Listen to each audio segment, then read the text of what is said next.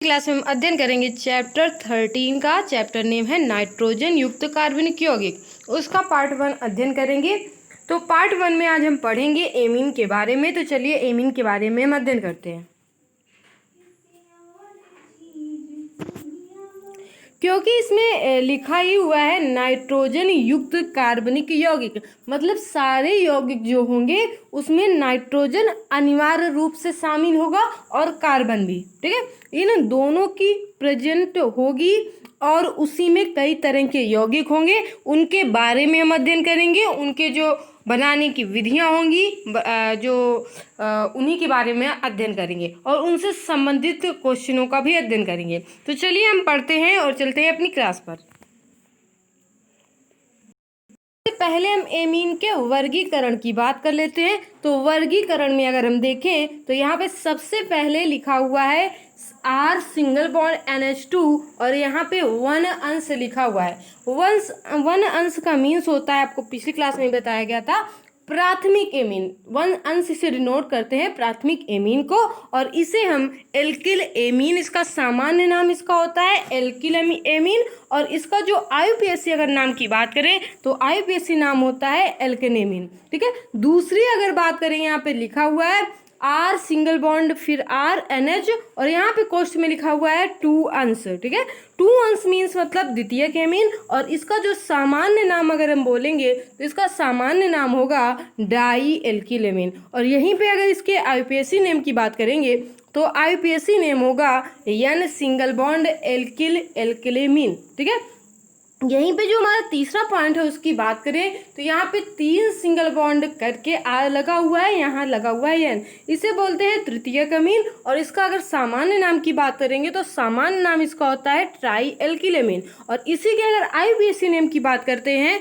तो इसका जो आईयूपीएसी नेम होता है वो होता है N, डाई एल्किल एल्किलेमीन। ठीक है, वहीं पे अगर हम 4th नंबर की बात करते हैं तो 4th नंबर हमारा होता है R4N पॉजिटिव, इसे बोलते हैं हम लोग चतुष्क अमोनियम लवण। ठीक है, इसे हम लोग क्या बोलते हैं, चतुष्क अमोनियम लवण। तो ये था इसका वर्गीकरण एमीन का। आगे हम बात करेंगे, आगे हम इनके नामकरण की बात कर लेते हैं। तो देखिए पहला हमारा लिखा हुआ है CH3NH2। CH3NH2 की बात करें तो इसका जो सामान्य नाम होता है वो होता है मेथिलेमीन और इसी का जो आईयूपीएसी नेम होता है वो होता है मेथिलेमीन।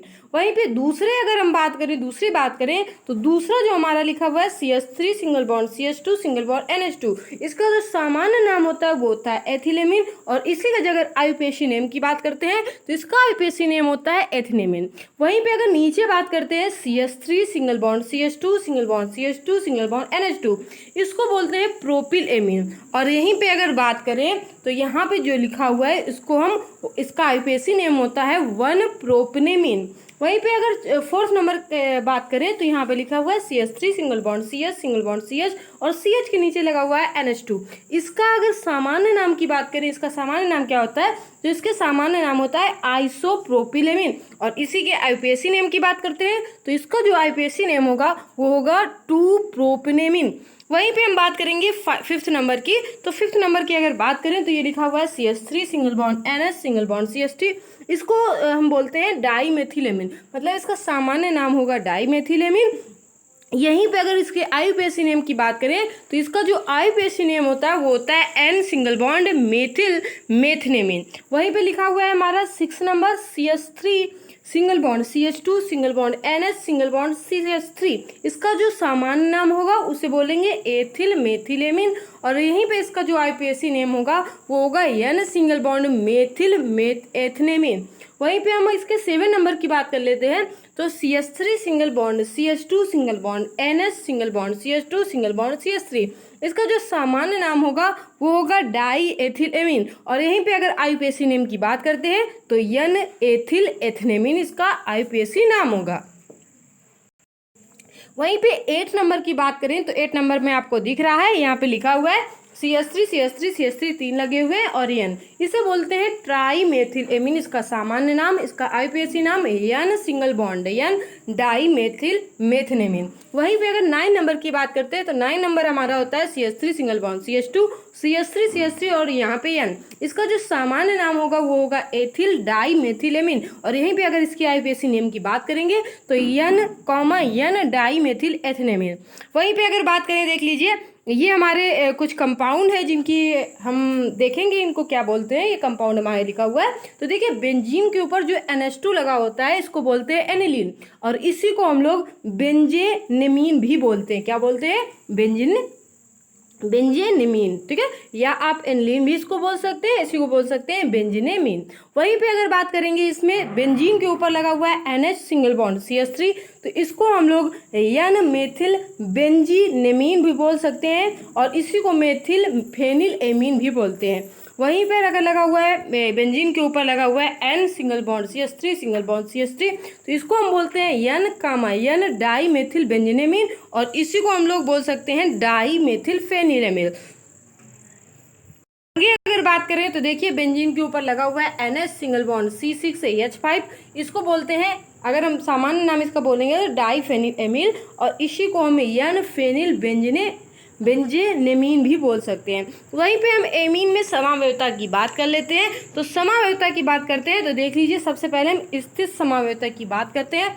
C4H11N में हम अगर स्थित समावयवता की बात करेंगे तो देखिए स्थित समावयवता में हम इसको इस कंडीशन पर रख सकते हैं, हम इसको 1 ब्यूटेनेमीन भी बना सकते हैं, और इसी को हम 2 ब्यूटेनेमीन भी बना सकते हैं। इनमें केवल स्थिति में ही केवल परिवर्तन होता है, बाकी इनका सूत्र जो होता है वो समान होता है। दूसरी चीज, अगर श्रृंखला समावयवता की बात कर लेते हैं तो श्रृंखला समावयवता का इसी में श्रृंखला समावयवता देखनी है तो देखिए श्रृंखला समावयवता में हमें पता है कि इसमें क्या होता है, जो हमारा ब्यूटेनेमीन होगा, ये जो हमने लिखा हुआ है, इसमें श्रृंखला में परिवर्तन होता है, ठीक है, क्या होता है, श्रृंखला में परिवर्तन हो जाता है। तो देखिए पहला जो हमारा लिखा हुआ है वो है 1 ब्यूटेनेमीन, और वहीं पे जो नीचे लिखा हुआ है वो है 2 मेथिल प्रोपेनेमीन, ठीक है। तो श्रृंखला में ही परिवर्तन कर दिया गया, काउंटिंग में परिवर्तन कर दिया जाता है, तो उसे ही श्रृंखला समावयवता कहलाता है, या कहते हैं। आगे बात कर लेते हैं दूसरी। तो देखिए अगला हमारा होता है तीसरा पॉइंट जो समावयवता में, वो होता है क्रियात्मक समावयवता। क्रियात्मक समावयवता की बात करें तो क्रियात्मक समूह में इसमें भिन्नता पाई जाती है।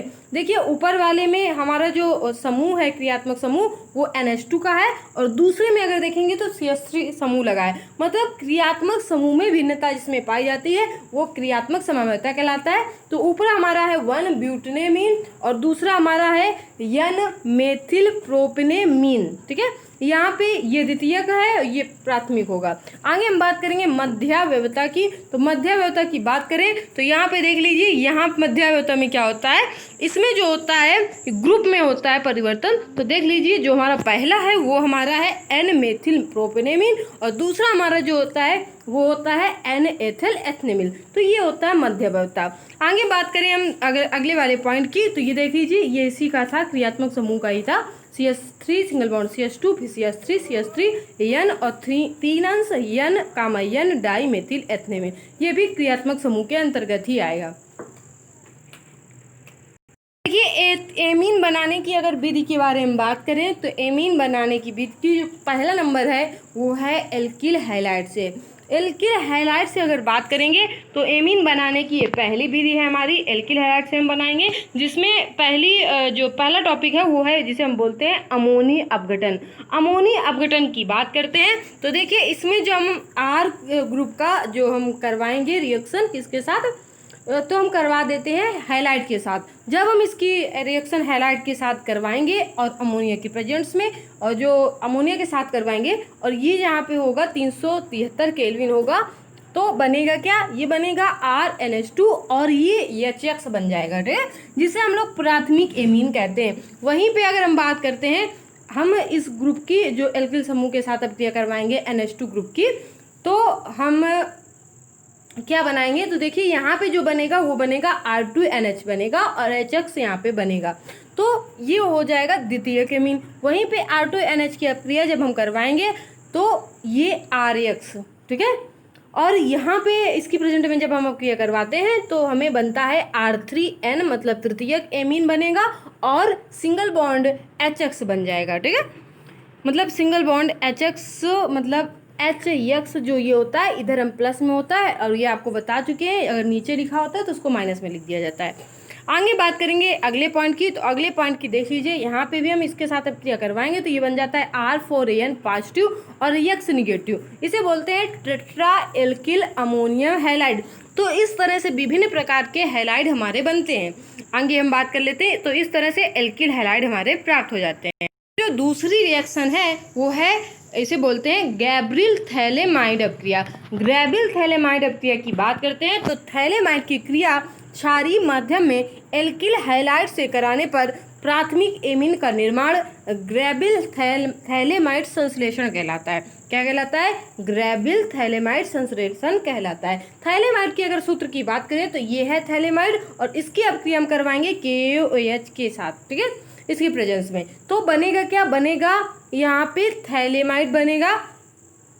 ठीक है, और साथ में यहाँ पे H2O भी बनेगा। ठीक है, तो ये यहाँ पे अब हम जब इसकी बात करेंगे, इसकी रिएक्शन करवाएंगे किसके साथ, R सिंगल बॉन्ड X के साथ, तो हमारा क्या बनेगा, तो हमारा बनेगा N एल्किल थैलेमाइड बनेगा और साथ में KX भी बनेगा। अब हम इसकी अपक्रिया करवाएंगे 2H2O के साथ, क्योंकि अपक्रिया बड़ी है तो हमने ये इस तरह से ये साइन नीचे की तरफ लगा दिया है। तो देखिए, जब भी हम अपक्रिया इसके N एल्किल थैलेमाइड जो बनेगा उसके साथ जब हम अपक्रिया करवाएंगे 2H2O की जल के साथ करवाएंगे तो हमारा जो बनेगा वो बन जाएगा एमीन और थैलिक अम्ल में प्राप्त हो जाएगा। तो इस तरह से हमें प्राथमिक एमीन यहाँ पर भी क्या होता है, प्राप्त हो जाता है। इससे संबंधित अगर क्वेश्चन करते हैं तो ये पहला क्वेश्चन है, इससे संबंधित क्वेश्चन पूछा गया है आपसे। क्वेश्चन में पूछा गया है कि गैब्रियल थैलेमाइड अपक्रिया द्वारा एरोमेटिक एमीन नहीं बनती, क्यों? तो देखिए, अगर बात करें हम इस क्रिया में तो देखिए, गैब्रियल जो थैलेमाइड अपक्रिया होती है इसकी बात करते हैं तो इस क्रिया में एरोमेटिक एमीन बनाने के लिए R सिंगल बॉन्ड X के स्थान पर एरोमेटिक जो होता है X का उपयोग किया जाएगा। लेकिन एरोमेटिक जो X है, हैलाइड है, उसमें नाभिक स्नेही प्रतिस्थापन अपक्रिया आसानी से संपन्न नहीं हो पाती है, इसीलिए एरोमेटिक एमीन नहीं बनती है। तो ये कारण है जिसके कारण एरोमेटिक एमीन यहाँ पे नहीं बनती है। दूसरी बात करें, दूसरी अगर अपक्रिया की बात करते हैं तो साइनाइड से हम देख लेते हैं। साइनाइड से क्या होता है, तो साइनाइड से अपचयन वाली क्रिया होती है। जब हम इसकी अपक्रिया साइनाइड के साथ करवाते हैं तो साइनाइड के और LiAlH4 की उपस्थित में करवाते हैं, तो इस तरह से यहाँ पर भी हमें प्राथमिक एमीन जो होती है वो प्राप्त हो जाएगी। देखिए, यहीं पे हम अपचायक गुणों की बात करते हैं तो अपचायक के लिए हम क्या करते हैं, ये LiAlH4 है, ये इसके माध्यम से भी अपचयन किया जाता है, और यहाँ पे ये निम्नलिखित दिए हुए NiH2 ये भी अपचयन के अंतर्गत प्रयोग किया जाता है। वहीं पे NaC2H5OH जिसे बोलते हैं मेंडियस भी बोलते हैं C2H5OH को, तो ये भी अपचायक के गुणों के अंतर्गत आया, मतलब इसमें इसे भी अपचायक के रूप में प्रयोग किया जाता है। वहीं पे Fe और प्लस HCl को भी अपचायक के रूप में प्रयोग किया जाता है। वहीं पे AsNCl2 और HCl को भी अपचायक के लिए जो है प्रयोग किया जाता है। तो ये निम्न अपचायक हैं, इसके स्थान पर हम इनमें से कोई भी ले सकते हैं। ठीक है, चलिए आगे बात करते हैं। हम एमाइड से अपचयन की बात करते हैं तो एमाइड से अगर अपचयन की बात करेंगे तो देखिए, ये है एमाइड, हमने इसी की उपस्थित में ए जो लिखा हुआ है LiAlH4 की प्रेजेंट में करवाई अपक्रिया, तो इस तरह से हमारा जो कंपाउंड बन जाएगा। आगे हम बात करेंगे दूसरी अपक्रिया की। दूसरी अपक्रिया हमारी जो इंपॉर्टेंट अपक्रिया वो है हाफमान ब्रोमेमाइड अपक्रिया। हाफमान ब्रोमेमाइड अपक्रिया की बात करें तो इसमें एमाइड की क्रिया ब्रोमीन के साथ क्षारीय माध्यम में संपन्न करने पर एक कम कार्बन के एमीन का निर्माण हाफमान ब्रोमेमाइड अपक्रिया कहलाता है। तो देख लीजिए, यहाँ पे हम इस अपक्रिया के साथ अपक्रिया एमाइड के साथ अपक्रिया Br2 और KOH के साथ करवाते हैं तो बनता क्या है, एल्किल आइसोसाइनाइड बनेगा। क्या बनेगा, सबसे पहले एल्किल आइसोसाइनाइड बनेगा, और यहीं पे 2KBr मतलब पोटेशियम ब्रोमाइड और साथ में जल भी बनेगा। जब हम इस एल्किल आइसोसाइनाइड की अपक्रिया क्षार की प्रेजेंट में और क्षार के साथ करवाएंगे फिर से, तो हमें जो होगा वो प्राथमिक एमीन और K2CO3 प्राप्त हो जाएगा। K2CO3 यहाँ पे लिखा हुआ है इसी के नीचे, तो ये हमें प्राथमिक एमीन और K2CO3 हमें प्राप्त हो जाएगा, मतलब पोटेशियम कार्बोनेट प्राप्त हो जाता है। हम कंपाउंड लेकर अब क्रिया दिखाते हैं। तो देखिए हमने कंपाउंड ले लिया है बेंजीनेमाइड। बेंजीनेमाइड, जब बेंजीनेमाइड की अपक्रिया हम Br2 और KOH के साथ करवाएंगे तो यहाँ पे बनेगा क्या बनेगा, तो यहाँ पे बनेगा बेंजीन आइसोसाइनाइड बनेगा, और यहाँ पे साथ में बनेगा 2KBr और 2H2O, तो वो साइड में यहाँ पे लिखे हुए हैं। अब इसकी अपक्रिया फिर से हम 2KOH के साथ करवाएंगे और तो यहाँ पे बनेगा एनिलीन प्राप्त होगा। हमें क्या प्राप्त होगा? एनिलीन, जिसे हम लोग बेंजीनेमीन भी बोलते हैं, और साथ में यहाँ पे में K2CO3 प्राप्त हो जाता है। तो ये हमने कंपाउंड लेकर अपक्रिया दिखा दी है। आगे हम बात करते हैं इसी से संबंधित क्वेश्चन की। तो देखिए क्वेश्चन में पूछा गया है कि हाफमान क्रिया में प्रोपेनेमीन बनाने के लिए किस एमाइड का प्रयोग किया जाएगा। तो देखिए जब भी हम हाफमान क्रिया करवाएंगे वहाँ अगर हमें प्रोपेनेमीन बनाना है तो हम इस कंपाउंड का प्रयोग करेंगे, मतलब वहाँ पे लेंगे हम ब्यूटेनेमाइड लेंगे। जब ब्यूटेनेमाइड लेंगे तो ये हाफमान की क्रिया होगी और प्रोपेनेमीन हमें प्राप्त हो जाएगा। प्रोपेनेमीन जो हमको होगा वो प्राप्त हो जाएगा। तो इस प्रकार से हमें प्रोपेनेमीन प्राप्त होगा। दूसरी अपक्रिया है हमारी, चौथी अपक्रिया है, इसे बोलते हैं कर्टियस अपक्रिया। कर्टियस अपक्रिया की बात करें तो यहाँ पे जो ग्रुप होगा वो होगा एसिल क्लोराइड। तो एसिल क्लोराइड की क्रिया यहाँ पे सोडियम एजाइड से करवाएंगे तो एक कम कार्बन के एमीन का निर्माण ही कर्टियस अपक्रिया कहलाती है। तो देख लीजिए ये है हमारा एसिल क्लोराइड और हमने इसकी अपक्रिया करवाई है सोडियम एजाइड के साथ। सोडियम एजाइड के साथ जब हम अपक्रिया करवाएंगे तो यहाँ पे बनेगा एसिल एजाइड और साथ में NaCl भी हमें प्राप्त होगा। जब हम इसकी दूसरी बार अपक्रिया करवाएंगे तो हमें ये एल्किल आइसोसाइनेट और हमें नाइट्रोजन प्राप्त होगी, और फिर हम इसकी अपक्रिया जब जल के साथ करवाते हैं तो हमें प्राथमिक एमीन और CO2 प्राप्त होगी। तो यही अपक्रिया हमारी क्या कहलाती है? जब हमें एमीन प्राप्त हो जाएगी तो ये अपक्रिया कहलाएगी कर्टियस। आगे हम अपनी जो 5th नंबर की हमारी जो अपक्रिया है जिसे बोलते हैं स्मिट अपक्रिया, ये भी इंपॉर्टेंट अपक्रिया है, उसकी बात कर लेते हैं। स्मिट अपक्रिया की अगर बात करें तो देखिए यहाँ पे लिखा हुआ है अम्ल की क्रिया जब हम किसी हाइड्रोजोइक अम्ल के साथ करवा दें। किसके साथ करवा दें? हाइड्रोजोइक अम्ल से करवा दें तो एक कम कार्बन के एमीन का निर्माण स्मिट अपक्रिया कहलाता है। तो देख लीजिए यहाँ पे हमने जो ग्रुप लिया है वो लिया है कौन सा? कार्बोक्सिलिक अम्ल। कार्बोक्सिलिक अम्ल की अपक्रिया जब हम हाइड्रोजोइक अम्ल के साथ करवाएंगे तो बनेगा एल्किल आइसोसाइनेट और साथ में बनेगा H2O और N2। जब हम इसकी क्रिया फिर से जल के साथ करवाएंगे तो हमें जो प्राप्त होगा वो प्राथमिक एमीन और CO2 गैस प्राप्त हो जाएगी। तो यही अपक्रिया हमारी स्मिट अपक्रिया कहलाती है। हम 6 नंबर पे चलते हैं, 6 नंबर पे देखते हैं। तो देखिए 6 नंबर पे हमने लिया है कि नाइट्रो यौगिकों की अगर हम अपक्रिया करवाएं, नाइट्रो यौगिकों से अपक्रिया करवाएं। जब नाइट्रो यौगिकों से अपक्रिया करवाएंगे तो देखिए R सिंगल बॉन्ड NO2 और यहाँ पे FeCHCl की प्रेजेंट में ये अपक्रिया करवाते हैं तो हमारा जो प्राप्त होगा वो प्राथमिक एमीन ही प्राप्त होगा।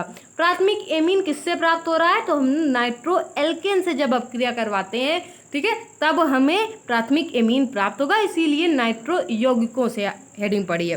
तो चलिए इनसे भी हम अपक्रिया के बारे में हमने पहला जो ग्रुप लिया है वो लिया है हमने नाइट्रोबेंजीन। जब हम नाइट्रोबेंजीन की अपक्रिया Fe और HCl की प्रेजेंस में करवाएंगे तो हमें यहाँ पे प्राथमिक एमीन प्राप्त हो जाएगा। ठीक है, अगली अपक्रिया जो हमारी इंपॉर्टेंट अपक्रिया है वो है ऑक्सिम से। जब हम ऑक्सिम से अपक्रिया करवाएंगे तो जो ऑक्सिम ग्रुप है इससे जब हम अपक्रिया करवाते हैं तो यहाँ पे अपचयन क्रिया होगी। तो देखिए इसका नाम है एल्डाक्सिम। क्या नाम है? एल्डाक्सिम। जब एल्डाक्सिम की हम क्रिया करवाएंगे किसकी प्रेजेंस में? LiAlH4 की प्रेजेंस में इसकी अपक्रिया करवाएंगे तो हमें प्राथमिक एमीन प्राप्त हो जाएगी। साथ में जब हम इसी की अपक्रिया करवाएंगे, जब हम यहाँ पे द्वितीयक एल्डाक्सिम के जो लिखा हुआ है वो डाईएक्सिम्स के साथ करवाएंगे तो यहाँ पे LiAlH4 की उपस्थिति में ही करवाएंगे तो हमें जो प्राप्त होगा वो द्वितीयक एमीन यहाँ पे प्राप्त हो जाएगा। तो इस तरह से जो अपक्रिया इसकी होती है वो कंप्लीट होती है। आगे देखते हैं हम कार्बोनिल से। कार्बोनिल की अगर बात करें, कार्बोनिल ग्रुप की बात करें तो कार्बोनिल से जब हम इसकी अपक्रिया करवाएंगे तो देखिए यहाँ पे पहले हम अपक्रिया करवाएंगे NH2OH के साथ, दूसरी अपक्रिया में NH3 के साथ करवाएंगे। पहले हम NH2OH के साथ करवाएंगे तो ऑक्सीजन हमें प्राप्त होगा, फिर हम इसकी प्रेजेंस में करवाएंगे LiAlH4 की प्रेजेंस में, तो हमें जो होगा द्वितीयक एमीन प्राप्त होगा। यहाँ पे जब हम एमीन की अपक्रिया करवाएंगे LiAlH4 की, तो यहाँ पे हमें द्वितीयक एमीन प्राप्त होगा, मतलब दोनों ही कंडीशन में हमें द्वितीयक एमीन प्राप्त हो जाता है। अगली अपक्रिया हमारी जो है वो है ग्रिग्नार्ड अभिकर्मक। ग्रिग्नार्ड अभिकर्मक से जब हम अपक्रिया करवाते हैं तो ग्रिग्नार्ड अभिकर्मक से जब हम अपक्रिया करवाएंगे तो यहाँ पे लिखा हुआ है हमारा क्लोरोएमीन के साथ। किसके साथ अपक्रिया करवाएंगे? क्लोरोएमीन के साथ। तो जब हम ग्रिग्नार्ड अभिकर्मक से अपक्रिया करवाएंगे तो ग्रिग्नार्ड अभिकर्मक की अपक्रिया क्लोरोएमीन के साथ करवाते हैं तो हमें प्राथमिक एमीन प्राप्त हो जाती है। ठीक है, आगे हम बात करते हैं अगले टॉपिक की। तो अगला टॉपिक हमारा भौतिक गुण। भौतिक गुण के बारे में जब बात करेंगे तो एमीन में जल के साथ हाइड्रोजन बंध जो होता है वो प्राप्त होता है, मतलब एमीन में जल के साथ हाइड्रोजन बंध बनता है, अतः निम्नतर एमीन जल में विलयशील होता है। यहाँ पे बात करेंगे तो प्राथमिक एमीन बड़ा है 2 अंश मतलब द्वितीयक एमीन से, और द्वितीयक एमीन जो बड़ा है वो 3 अंश से मतलब तृतीयक एमीन से बड़ा है। सबसे जो बड़ा बंध बनता है वो प्राथमिक एमीन में बनता है। ठीक है, आगे हम बात कर लेते हैं दूसरे गुण की। इसमें हाइड्रोजन बंध जो बना हुआ है उसे दिखाया गया, प्रदर्शित गई है, प्राथमिक का है। ठीक है, तो इस तरह से ये तीनों प्रदर्शित करके बंध जो हैं वो बनाए गए हैं। द्वितीयक एमीन का यहाँ पे दिखा दीजिए, देख लीजिए यहाँ पे ये लिखा है कि प्राथमिक एमीन में हाइड्रोजन बंध से 2 स्वतंत्र हाइड्रोजन के कारण जो अंतरा आणविक संगुणन जो होता है वो अधिक पाया जाता है, अतः एमीन में जो क्वथनांक का निम्न क्रम होता है तो क्वथनांक में भी जो सबसे ज़्यादा क्वथनांक होता है वो प्राथमिक एमीन का ही होता है। तो यहाँ पे ये संरचना बनाई गई है प्राथमिक की और द्वितीयक की, देख लीजिए यहाँ पे। तो ये संरचना हमें बनानी है। हम रासायनिक गुण की बात करेंगे तो रासायनिक गुण में जो सबसे पहला टॉपिक होगा वो हमारा होगा क्षारीय प्रवृत्ति के बारे में। क्षारीय प्रवृत्ति के बारे में अगर हम बात करेंगे तो एमीन अम्लों से क्रिया करके अमोनियम लवण बनाती है और अमोनियम लवण का निर्माण करती है। तो यहाँ पे अगर हम बात करें तो हमारा है R सिंगल बॉन्ड NH2HCl और ये बनेगा RNH3 पॉजिटिव और Cl। ठीक है, लवणों में परिवर्तित हो जाएगी। दूसरी RNH2 की हम क्रिया करवाएंगे H2SO4 के साथ, तो ये बनेगा RNH3 पॉजिटिव और HSO4 निगेटिव। वहीं पे हम बात करेंगे 2RNH2 और यहीं पे प्लेटनिक अम्ल की बात करेंगे, इसके साथ अब क्रिया करवाएंगे तो बनेगा RNH3 पॉजिटिव और PTCl6 निगेटिव। ठीक है, इस तरह से ये जो होगा वो प्राप्त हो जाएगा। आगे हम बात करेंगे तो आ जाएगा RNH2 प्लस HAuCl4 जिसे हम बोलते क्या है ऑरिक अम्ल। आरिक अम्ल के साथ जब हम इसकी अपक्रिया करवाते हैं तो ये भी टूट जाता है RNH3 पॉजिटिव और AuCl निगेटिव में ये टूट जाता है। तो इस तरह से अमोनियम लवण में ये जो होती है ये एमीन वो अमोनियम लवणों का निर्माण करती है। देखिए अगली हमारी जो अपक्रिया है वो है बेंजाइलीकरण। बेंजाइलीकरण को हम लोग साटन बामन अपक्रिया भी कहते हैं। बेंजाइल क्लोराइड की सहायता से N-एल्किल बेंजेमाइड का निर्माण साटन बामन अपक्रिया कहलाती है। देख लीजिए यहाँ पे जब हम प्राथमिक एमीन का अपक्रिया की मतलब प्राथमिक एमीन की जब हम अपक्रिया करवाएंगे किसके साथ? बेंजाइल क्लोराइड के साथ, तो हमें N-एल्किल बेंजेमाइड प्राप्त होगा। यहाँ पे देख लीजिए जो हमारा N-एल्किल बेंजेमाइड होगा वहीं पे अगर हम इस ग्रुप की बात करेंगे एनिलीन की अपक्रिया अगर हम इसके साथ करवाएंगे बेंजाइल क्लोराइड के साथ करवाएंगे तो हमें क्या प्राप्त होगा? तो हमें देख लीजिए यहाँ पे प्राप्त हो रहा है N-फेनिल बेंजेमाइड। क्या बन रहा है? N-फेनिल बेंजेमाइड। बस यहाँ पे हमने ग्रुप ले लिया है, यहाँ पे R की जगह में ग्रुप नहीं लिया था तो इसकी जगह में हमने ग्रुप ले लिया है C6H5 वही। ठीक है, तो ये हमारा हो जाएगा N-फेनिल बेंजेमाइड। हमें क्या होता है? N-फेनिल बेंजेमाइड प्राप्त हो जाएगा। ठीक है, चलिए आगे बात कर लेते हैं। मोस्ट इम्पॉर्टेंट अपक्रिया अगर माने तो है ठीक है कार्बिल एमीन अपक्रिया मोस्ट इम्पॉर्टेंट अपक्रिया होगी। अगर इसकी बात करें तो इसे आप अच्छे से तैयार कर लीजिए। जब एमीन की अपक्रिया हम क्लोरोफॉर्म के साथ क्षारीय माध्यम में संपन्न करते हैं तो तीक्ष्ण गंध युक्त आइसोसाइनेट का निर्माण कार्बिल एमीन अपक्रिया कहलाता है। यह क्रिया एमीन के आइसोसाइनाइड परीक्षण नाम से भी जानी जाती है। तो देख लेते हैं इस अपक्रिया को। यहाँ पे देखिए बिना जो C6H5 के बिना ये अपक्रिया करवा के पहले दिखा दी गई है। R single bond NH2 plus CHCl2 chloroform plus 3KOH। इनके साथ जब अपक्रिया करवाएंगे तो एल्किल आइसोसाइनाइड बनेगी, साथ में 3KCl और 3H2O बनेगा। आगे देखिए, जब हम ग्रुप ले लेंगे तो C6H5 हमारा ग्रुप है, जब हम ये ले लेंगे तो ये बन जाएगी एमीन, और इसकी अपक्रिया हम CHCl3 और 3KOH के साथ करवाएंगे तो हमें फेनिल आइसोसाइनाइड प्राप्त हो जाएगा, और ये 3KCl 3H2O भी हमें प्राप्त होता है। यहाँ पे देखिए दूसरी अपक्रिया हमारी है जो हाफमान मस्टर्ड आयल अपक्रिया। हाफमान मस्टर्ड आयल अपक्रिया की बात करें तो एमीन की क्रिया कार्बन डाइसल्फाइड से करने पर HgCl2 के प्रेजेंट में जब हम करवाते हैं तो एल्किल आइसोथायोसाइनाइड का निर्माण होता है, और ये अपक्रिया कहलाती है हाफमान मस्टर्ड आयल अपक्रिया कहलाती है। देखिए इसकी जब हम अपक्रिया करवाएंगे तो बनेगा, सबसे पहले ये योगोत्पाद बन जाता है, और फिर हम इसकी अपक्रिया करवाएंगे HgCl2 के साथ तो हमें बनेगा, क्या बन जाएगा, तो यहाँ पे बनेगा एल्किल आइसोथायोसाइनाइड बनेगा, और साथ में 2HCl बनेगा और HgS बन जाएगा। तो इस तरह से मर्क्यूरिक सल्फाइड जिसे बोलते हैं हमें प्राप्त हो जाता है। वहीं पे नाइट्रस अम्ल से अगर हम क्रिया इसकी दिखाएं तो इस क्रिया में प्राथमिक एमीन, द्वितीयक एमीन, तृतीयक एमीन में विभेद किया जाता है। ठीक है, और यहाँ पे बात करें नाइट्रस अम्ल की तो देखिए R सिंगल बॉन्ड NH2 मतलब इसे प्राथमिक एमीन बोलते हैं, इसकी अपक्रिया हम नाइट्रस अम्ल के साथ करवाएंगे तो ये क्या बनेगा, एल्कोहल बनेगा, और N2 नाइट्रोजन और जल हमें यहाँ पे प्राप्त हो जाता है। तो हम इसी की अब अपक्रिया के बारे में बात करेंगे। जो हमारा पॉइंट है वो है फास्जीन से अपक्रिया। तो हम इसकी अगर फास्जीन के साथ अपक्रिया करवाते हैं तो इस क्रिया में यूरिया के व्युत्पन्न का निर्माण होता है, और यहाँ पे ये जो हमारा बनता है ये मेथिल एमीन की अपक्रिया जब हम फास्जीन के साथ करवाते हैं यहाँ पे तो ये प्राप्त होता है डाई मेथिल यूरिया में प्राप्त हो जाता है। दूसरी अपक्रिया हमारी है जिसे बोलते हैं टिल्डेन अपक्रिया अभिकर्मक से। टिल्डेन अपकर्मक हम होता है NOCl, इसे बोलते हैं टिल्डेन अपकर्मक। इस क्रिया में एल्किल क्लोराइड का निर्माण होता है। तो ये देखिए प्राथमिक एमीन, इसकी अपक्रिया हमने NOCl के साथ करवाई तो हमें एल्किल क्लोराइड प्राप्त होगा, और यहाँ पे N2 और H2O भी प्राप्त होगा।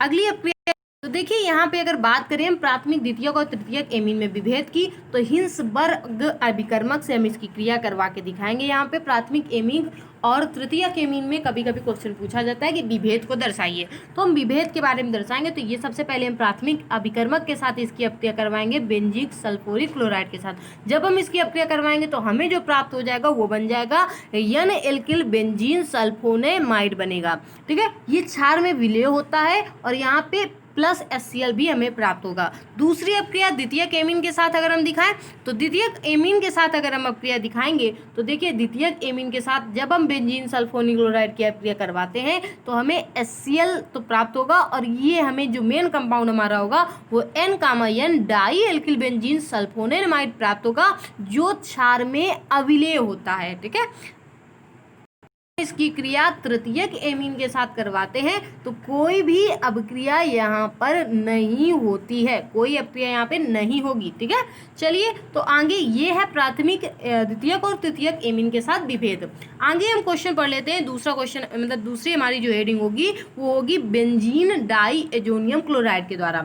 बेंजीन डाई एजोनियम क्लोराइड के माध्यम से अगर हम पढ़ेंगे, सबसे पहले हम इसकी बनाने की विधि पढ़ लेते हैं। तो बनाने की विधि पढ़ेंगे तो बनाने की विधि में आ जाएगी डाई एजोटीकरण अपक्रिया, इसे ही बेंजीन डाई एजोनियम बनाने की विधि भी कहते हैं। तो चलिए बात कर लेते हैं। तो एरोमेटिक एमीन जिसे एनिलीन भी बोलते हैं या एरोमेटिक एमीन भी बोलते हैं हम, की क्रिया जब हम नाइट्रस अम्ल के से करवाएंगे 0 सेंटीग्रेड पर उपस्थित में तो बेंजीन डाई एजोनियम क्लोराइड का निर्माण डाई एजोटीकरण अपक्रिया कहलाता है। देखिए ये एनिलीन है, जब हमने इसकी अपक्रिया करवाई है नाइट्रस अम्ल से, ये है नाइट्रस अम्ल, या HCl से करवा दें या हम NaNO2 और HCl से करवा दें, किसी से करवा दें, कितने सेंटीग्रेड पर करवा दें तो 0 सेंटीग्रेड पर करवा देते हैं तो हमें जो होता है वो हमें प्राप्त हो जाता है बेंजीन डाई एजोनियम क्लोराइड। ठीक है, ये है बेंजीन डाई एजोनियम क्लोराइड। ठीक है, ये स्थायी है और इस साथ में हमें 2H2O भी प्राप्त होता है, मतलब जल की भी साथ में प्राप्ति होती है।